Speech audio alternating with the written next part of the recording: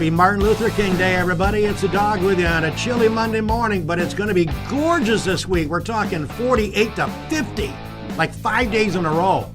Oh, bring on spring. It's the Weber Show and Cindy Lorenzetti, along with Steve Churchill. My engineer and director and owner of this place tells me this is their 8th visit. Well, 8 for Steve, 7 for Cindy. She missed one of our shows, but it's good to have him back, the Political Roundtable from the Seneca County Board of Supervisors, longtime friends of the dog, and that's why I keep bringing them back, because they're funny and they're informative. Good morning, Cindy. Welcome to the show. Good morning, Harold. I understand you were so excited you got here a little bit early this morning, camped out with a little tent. Not as early as last time. I don't know why I can't get your time frame down, but it's 9:30. Hold on, I want to put out a hello to Combat Comedians, David DeFranco, because he was here washing your windows when I showed up. And we had a long conversation. How can you do the windows when it's so cold? 90% alcohol in the water that he uses and a little alcohol in his coffee. I had David on, yeah, he talks. And I'll tell you what, there were no streaks. Nice. He did a good job. Look good. And Steve Churchill, a longtime friend of mine. Steve, welcome to the show. Thanks, Harold. Good to be back. Listen, let's get right to it. Bob Heisen, of course, one of your colleagues at the board level. A lot of discussion regarding the IDA, and if I read any more about the depot, I might throw my Finger Lakes Times, even though it's about 1/4 inch thick now, the paper, through the window. But what's going on? And in 500 words or less, Steve, we'll start with you. What is the differential or the argument that Bob is making? And I know that he mentioned you and Cindy are in alliance with him regarding this issue. The IDA, the Martin, the purchase, the lease, so much confusion, things are being delayed. Explain to our viewers in a common sense nature what's going on and what the argument is from Bob's point of view of how this thing got sort of screwed up. Or did it get screwed up? Well, I'm not even going to try to give Bob Heisen's point of view. Okay. I can only give my own. Oh, go right ahead. And my point of view is this.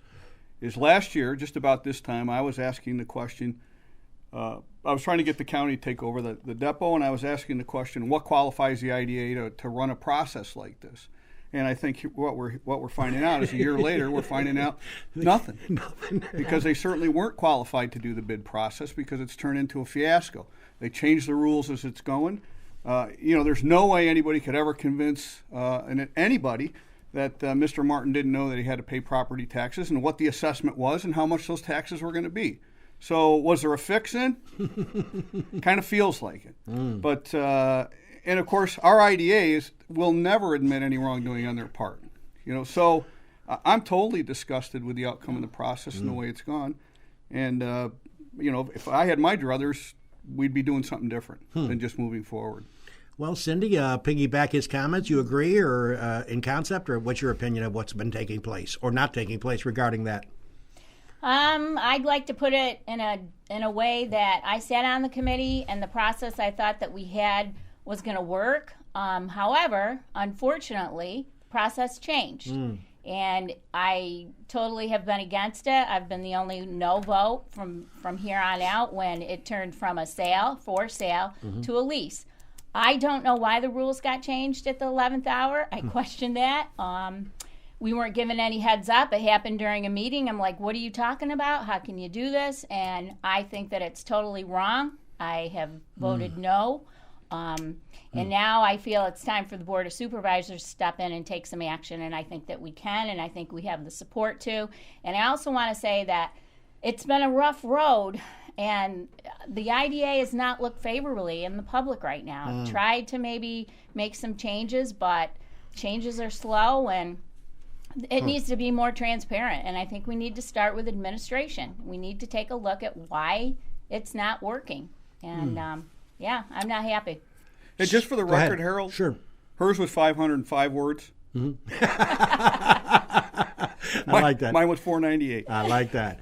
Well, the thing about the IDA that I've always believed, and being a citizen of this area and reading about it, I think I talked to you guys before when you were in about the IDA, and I understand the reason they exist to help out, businesses to give perks or whatever, tax issues or allowances, to get businesses to come and to settle up in the area. I guess the only concern I've always had with them is the fact that there, to me anyways, and maybe you two could disagree with me, if they give you, Steve, $50,000 plus you don't have to pay taxes for 8 years or whatever the scenario might be, and you say you're going to hire 25 new employees, I've always been kind of left in the dark, and I know I'm a Miners Academy 63 graduate and 63 with an average, is the fact that I don't know if anyone ever goes back and checks on Steve Churchill Company to see if did you hire 3 employees or 6 employees after 1 year. You're on your way of meeting the target, because it's not like just handing out free cash. My view has always been, maybe you people look at a report at the level, the board level, that I don't see or the public doesn't see. Is there anybody that isn't the IDA responsible for going back to Cindy, who's running a business that got perks from the IDA, or Steve Churchill, to see if you say you're going to hire 50 people and after 2 years out of a 3-year program you've only hired 3, don't you take some of that money back? I guess that's that's the thing that bugs me about the IDA. Is there a practice of that, them checking to see what's going on with these, perks that are given? That's the thing that confuses me. The answer to that is categorically no. Okay. If you're asking, does the IDA perform any type of accountability on the behalf of their programs? Right. No. And, to be honest with you, when I first got on the board, I went because at ITT, as an employee and a manager of the data center, we ran under a tax exemption on sales tax, and I approached Bob Aronson because we were buying everything from pencils, erasers, paper, software, not capital investments. Right. But operational expenses, and we weren't claiming taxes on them. We were allowed to get away with that. And his response was that there is no real accountability. They only have 3 people on staff. So, I mean, he really essentially kind of deferred to the comptroller. And the New York State comptroller isn't going to come in every business and check to see if, if that's being done. So, no, it isn't. There is no accountability. It seems to me, Cindy, that's an issue that's in my craw, and maybe it bothers you. If we're going to give breaks, and I have all faith in the world that breaks should be given to viable businesses that want to start up shop in this area or expand, but somebody needs to go back and see, hey, Cindy said you're going to hire 21 employees after 2 years of a 3-year program. You've only hired 3. There should be an alarm system going off saying, hey, you didn't meet your goal. You're not even going to get there. So maybe we need to take some of those abatements back. Is that something that's common sense or no? Totally common sense. Unfortunately, sometimes government doesn't rule with common sense, but we have committee meeting not this Tuesday, but next Tuesday, and I think IDA falls under government ops, which I'm still the chair of. The committee assignments haven't changed. Hopefully, the committee will say, okay, we want to have monthly reports from the IDA director, and we'll make the criteria what we want to see, not just what they say their finances are, but we want to know, okay, what businesses have you given pilots to? Have they been complete on paying back what they needed to do? Everything that you just said, Harold. Right, exactly. Are they employing the people that they need to? And we need to have more accountability. And I think as a board of supervisors, even if they don't do it statewide, I think that we should be able to make a format and give them a sheet and say, come to the meeting with all these everything questioned here, we need answers to. As my wife Mary would say, it's just common sense that if you offer these programs, the person getting them or persons should be responsible for achieving and meeting certain goals. Now, if you say you're going to hire 15 people and you hire 14, I got no problem with that. That's close. But I don't know, and I would feel a whole lot more comfortable as a citizen knowing that A business, B business, C business did it, did not do it, got to go back and take some of that back. Because this is not like Santa Claus, unlimited, giving out cash, to me anyways. Well, Harold, the thing is that I can put blame on us, too, because we haven't asked for it. So it's been status quo, and everybody keeps doing the way they've been doing. But now times have changed, and people want to know. And I think so now the onus falls back to the board to say exactly what we want. And then we'll have to make sure that we get it. The only other thing I want to say, put in there about the depot is I feel bad for the people that have leased the land. There's 3 people that have done that, and that I think they got kind of the raw deal.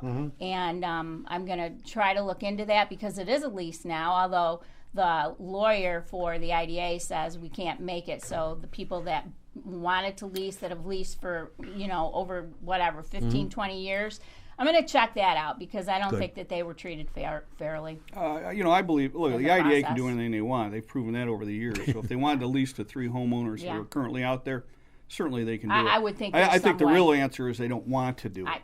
That's why we need to check it out. It's a little too messy. That's why they looked to get rid of it, lock, stock, and barrel. It didn't work. It was a bad plan from the get-go. and it's proven to be a bad plan. Well, and I got no problem with Mr. Aronson and the rest of the people that serve on that. They obviously try to mean well, but if what I see and what I read about the IDA and their decision making, one has to wonder if we shouldn't add a couple letters to IDA, and that would be a TA, and that would stand for I don't answer to anyone. They basically are aloof. They basically do whatever they want, and you guys can complain all you want, but it seems like they just continue. Except for the one thing is that we need to take more accountability. Bingo. The board, because Right. they serve at the pleasure of the board. So I'm going to not put so much blame on them, but Right. put the ball back in our court as a board. We need to make some guidelines, and we need to start with them at the next committee meeting. Great. Cindy Lorenzetti, Steve Churchill, my special guest. Let's talk about the board level, the new management team, or I should say the new chair being brought in, Bob Shipley. Of course, Gary Westfall did not accept. Any reason why he didn't accept another term? Was there any suspicion about why he didn't want to do it anymore? Or was just that his personal feeling? I don't know. I just think that Basically. I mean, it's a tough job. It's a big responsibility. Although I think Gary did a fine job. He just decided one and done and move on. I didn't question it, actually. I don't know if you know anything. Were you surprised, Cindy? That Well, here's what I'll say. Okay. I'll be honest. Yep. I think it was a surprise and a momentum, a very big thing last year that he got it. We had the Republicans that crossed over. Were they going to do that again this year? I would venture to say probably not. And I think Gary understood that. I certainly wanted that position, would know, hey, that was a great win that I got, but is it going to happen again?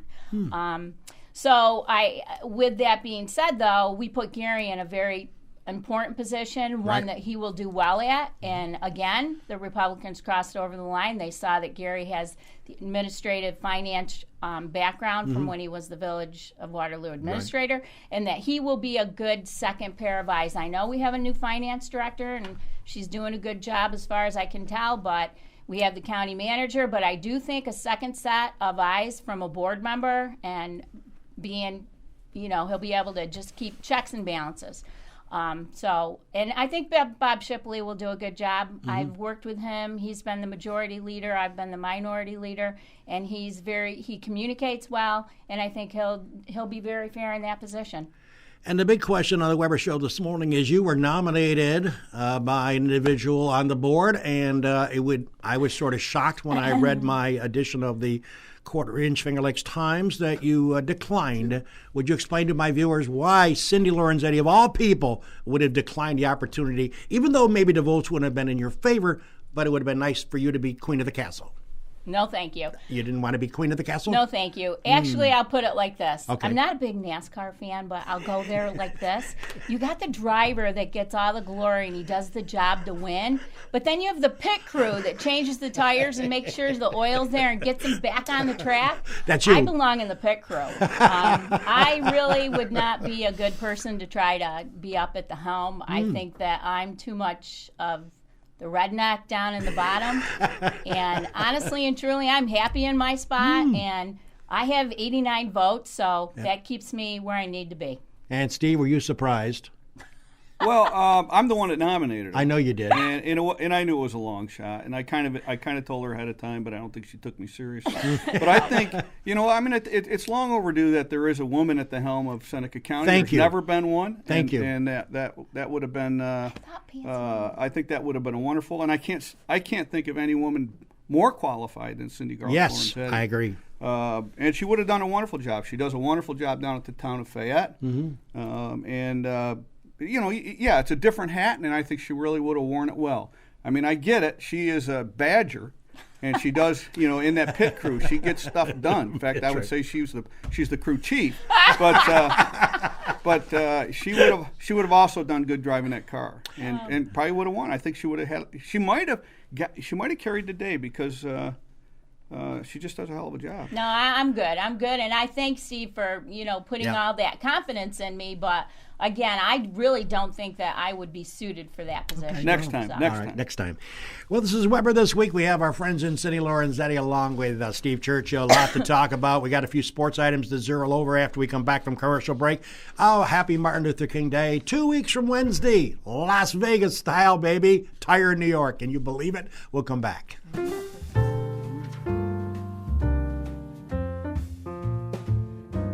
Cayuga Lake National Bank. Visit Bill Ryan and his team for all of your banking needs. Offices in Union Springs and Aurora, a fine sponsor of this show for over 30 years. DA Liquor on Bridge Street in Seneca Falls. Amy Padula and her team will find the right spirit for you every time. When you stop in, tell Amy the dog sent you. Steve Wadhams and Wadhams Enterprises, your local employer of choice. Proud supporter of Weber This Week and local athletics. Fill out an application at wadhams.com. The Gould Hotel welcomes you to come out and enjoy the revitalization of this historic downtown Seneca Falls landmark. Every Wednesday is Ladies' Night with special price drinks and half-priced appetizers. Learn more at thegouldhotel.com. The Omen Theater on William Street in Lyons. See what's playing this week at omentheater.com. Located off New York State Thruway Exit 41, the Mckee Diner has earned their reputation as a popular family restaurant, serving country, fresh, home-cooked meals daily. Stop in for breakfast, lunch, or dinner, and check out their menu at mcgeediner.com. Del Lago Resort and Casino will feature a luxurious 205-room hotel, several restaurants ranging from casual to fine dining, and a 2,500-capacity entertainment venue called The Vine. The casino will have 2,000 slot machines, 75 table games, and 10 poker tables. Visit www.dellagoresort.com. Seneca Metals is an award-winning company that has earned a reputation of going above and beyond to protect the environment and support their community. As an EPA inspector once said, their operation is head and shoulders above the rest. The Seneca Falls Country Club, awesome 18-hole layout, open to the public, and a 12-month payment plan for members. Check out SenecaFallsCountryClub.com. And the Newark Pilots of the Perfect Game Collegiate Baseball League, a minor league team with a major league ballpark. Season ticket packages available at NewarkPilots.com. And the Wilson Press in Seneca Falls. My good pal Rich Rickey and his team can handle all of your printing and mailing needs. Visit them online at wpress.com. Rich Rickey and Wilson Press, a fine sponsor of Weber This Week. Hey, by the way, the dog back with you. Seneca Metals has a couple of programs. They have a bunch of programs out there. I wanted to plug a couple of them for you. A painting party coming up. Yeah, have you ever been to a painting party with Jill Myers? You have to try it. It's a lot of laughs and a lot of fun with Jill's helpful hints. Everyone takes home a really cute wintry scene. Not a cute picture of Steve Churchill, but a cute wintry scene. No experience necessary. Location, Seneca Meadows Education Center. That's Thursday, January 26, 6:30 to 7:30. It's $8 a person, and it's an adult program. So if you are interested in taking part in a painting party, and please call 315-539-5624 or email seneca.metals@progressivewaste.com. So that, we're plugging those events. I got them coming up in the next couple of months. Some sports notes that Cindy and Steve can bear with me for a couple of minutes. A lot of things happening in the world of sports. Nothing bigger, of course, a lot of great games over the weekend. And I got to tell you, I only got one good eye, as Cindy and Steve know, but that was definitely, in my view, a hold by the offensive lineman of Kansas City when they went for the two. My God, he dragged Harrison to the ground. I looked at it from every angle. Again, I'm only looking at it from one side of my eye, but it certainly looked like a hold, a good call. They did not get the two-point conversion. Pittsburgh moves on next week. There's nothing better than championship football. That's next Sunday, 3 o'clock, Green Bay. What an amazing pass by Rodgers with ticks of clock remaining. Somehow that guy catches the ball. The field goal goes through. Dallas loses a heartbreaker. And give Dallas credit. They were trailing 21-3. They made a hell of a game out of it. Green Bay goes to Atlanta, 3 o'clock on Fox Network next week at 3 o'clock. By the way, Atlanta a 4-point favorite per Las Vegas. Early line Atlanta by 4. Then at 6:30, Big Ben, Pittsburgh Steelers, love them or hate them against New England. New England is playing in their 6th consecutive AFC championship. Mm-hmm. And you wonder why the Bills can't get a playoff. Because every year they go to training camp and they look at New England up. high above the perch. 6th straight AFC championship. Mind-boggling. That game's at 6:30. That'll be on CBS. New England a 6-point favorite early on against Pittsburgh. And by the way, I normally don't get excited about watching a lot of sports issues as I get older, but the women's college program at Connecticut is mind-boggling. 2.5 years ago, they ran a streak of 90 consecutive wins. 90. Now, I know they're loaded for bear. Last year, they had 3 All-Americans led by Breanna Stewart out of Syracuse, New York, who, by the way, was drafted number 1 by the WNBA. So they lost 3 All-Americans who got drafted 1, 2, and 3 by the WNBA. What have they done this year? 91 straight. They're on a record. They blew off SMU over the weekend. To me, with a 90-game winning streak in women's college basketball and now a 91 still to be continued, could go down in my mind as one of the greatest sport achievements in the history of sports.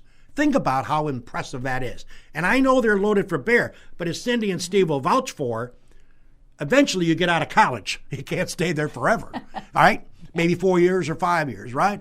Jimmy did it in 2 at Syracuse because he's smart. But the point is, amazing that what they've done at that Connecticut program. Mind-boggling. So to me, anyways, it's pretty scary. By the way, our high school basketball coverage continues here on Finger Lakes 1.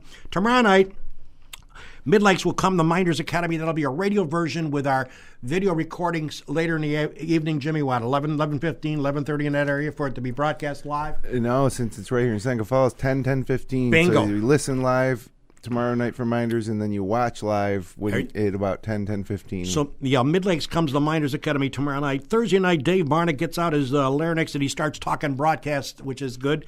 It was one of the best moves I ever made, hiring that guy back in the 70s. We've got the Gals of South Seneca traveling to Romulus. That's always a great game. And that'll be on Thursday night. Dave Barnick with the call of that one. And then on Friday night, we go to South Seneca. Dave Barnick with the call as the Romulus boys take on South Seneca. Friday night. It's a late week South End rivalry on FL1 Sports this week. And by the way, SU basketball, not to get too excited, Bayheim's sort of up and down. They did blow out Boston College. But, and I think Cindy, being an SU lover, along with Jimmy, would agree, they have not had a signature win that is impressive anybody. Right now, if they were to draft or select teams from the NCAA, I don't think Syracuse would get in based on right now. Carolina, they go to Carolina. Tough assignment. 15-point underdogs per Vegas. 15. Syracuse could rock the world in college basketball and put them back in the hunt for an NCAA bid. I mean, it's a long way to go in this season, don't get me wrong. But I think Jimmy would agree. You look at their work so far, it's hard to say that's NCAA worthy, but we'll have to wait and see. But a big win tonight and Carolina's got a hell of a basketball team again. So we'll have to see what happens in regards to that. Big one tonight, 7 o'clock, ESPN will have it for us. Okay, let's go back and talk a little bit about a couple of things. Revenue tax sharing because of Lago and all this stuff. I understand the county manager, John Shepard, is not in favor of splitting up the pie. Give me since we're running out of time, Steve, what's the odds of that happening? What's the board view on this? Do you think, will it ever get passed? Will it go through, or will it still be controversial? Well, considering the board is made up of 10 town supervisors and 4 members at large, I don't know how it can't go through. Okay. I mean, all we're doing is talking about sharing a small portion of brand new monies we don't have today. That's a portion of brand new sales tax. And with the rest of our county. I mean, it only strengthens and betters our county. It's not like we're giving it off to some foreign country. We're giving it to other towns in our county that desperately need it. I mean, drive around. Every town has infrastructure problems and such. So I don't know why Mr. Shepard is against it. Although I find myself opposed to a lot of the things that Mr. Shepard is in favor of. So I guess maybe I do understand why Mr. Shepard is against it, because I'm for it. But I certainly support it, and I think there is enough votes that it's going to get done in some fashion this year. Agreed, Cindy? Agreed to a certain point, though, that I think that the only other thing I would like to see happen is that money all be put in a pot and for infrastructure and trying to expand our water lines. And again, what we need is a county-wide water authority, and that may be the way to do it. I've been pushing for that for years. So maybe not give each town their little share, but say, okay, here's the pot now. Let's put water in this whole county and get an authority. So we'll see. When do you see this a vote? You see a vote this year on that? issues? Yes, Something- absolutely. One way or the other. I mean, Okay. they're having discussions. I mean, there's Well, no I sense to put understand them that the up. maximum might be around $24,000 for each town and Yeah. village Well, or if hamlet. they, you know, 28. Nick Ciotti ran some numbers based on what happened at the end of 2016, and there was like $300,000 Split up. that would have been split up amongst the 10 towns. So yeah, it would have been put about $30,000 in their pocket. I mean, that's okay. I mean, but you know what? To some of those towns, that those are very needed dollars, and it's not going to hurt the county. It really isn't. We've got, we're going to get a 50% of this 10% tax, gambling tax that's coming back to the county and the town. It's going to put it's estimated $3 to $4 million even the first year in the coffers of Seneca County. So, I think we're in a good place. We can help out the rest of our county. I mean, we'd be wrong not to. That's what the hell the county board's for Christ's sakes. Well, I wouldn't be myself. I didn't take a shot at my good friend Brad Jones. As of course, Brad wrote a letter to the editor, or outlined a program that he had in mind relative to how we can make up to 2.5 or 2.6 million if Seneca Metals ever leaves the area. But he was outlining 5 reasons to bring in to get that money back from another source. He had $500,000 coming from Del Lago for whatever reason. I've never figured out why they would give us a dime, even though they're contractually supposed to give money to certain things, and they'll do that. But on the revenue tax sharing extra money, Brad had put in there as a budget of $250,000. And I called him and I said, what are you drinking? Well, but in retrospect, I mean, if you think about it, $250,000 for right each now, hamlet? right now in 318, there's the outlet mall. Yeah. Okay, and this year there was $300,000 that would have gone back to the town. Right. When you start adding, other malls and Gander Mountain, I mean, I don't even know what's going on out there. Right. Hotels and other things. I mean, you mean what's going to eventually take place? Absolutely. In the next 10 years on that 318 corridor, I mean, it's anybody's guess what's going to be coming in. And when you consider all of that essentially would be new tax, all that sales tax coming out of those facilities would be new tax dollars, of which a portion would go to the towns. It could be a very large sum for each town. Could be. Absolutely. Could Yeah. be. Yeah. It might take 10 years to get there. But it could be, but if you think that the other supervisors are going to agree to let the town of Seneca Falls have a bigger pot, no, because the town, I don't want to meddle in anybody else's business. I know it's hard to run a budget for a town, but they need to make some cutbacks, and they need to do serious looking at what they do need and what they don't need. Opinions, but there's other reasons why. You mentioned Del Lago, giving $250,000. Look. Del Lago is not going to be a fan of the dump. I don't know if anybody smelled it in the last few days or weeks. Right. I mean, I've been in various parts of this county. At the vets, I walked out last week and about gagged me. I mean, it is absolutely toxic air that we breathe in certain locations. And I'm convinced, I had a great idea, that we ought to, the county, we ought to lease a Winnebago. And whenever we have a meeting regarding any discussion regarding the dump, we should move to the area where the stench is the highest that day. Open all the windows on a Winnebago and conduct our meeting in that way.